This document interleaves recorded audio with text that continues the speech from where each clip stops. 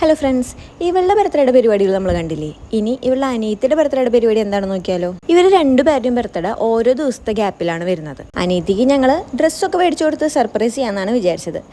ഇതാണ് birthday girl. എന്ത് കൊടുത്താലും സർപ്രൈസ് ആവാത്തൊരു കുട്ടിയാണ് അവൾ. സംഭവം ഇതവളുടെ സ്വന്തം അനിയത്തിയാണെങ്കിലും എല്ലാവരും ഇത് എൻ്റെ അനിയത്തിയാണോ, ഞങ്ങൾ ട്വിൻസ് ആണോ എന്ന് വരെ ചോദിച്ചിട്ടുണ്ട്. ഞങ്ങളെ കണ്ട ഒരുപോലെ ഉണ്ടെന്ന് എനിക്ക് തോന്നണില്ല കേട്ടോ.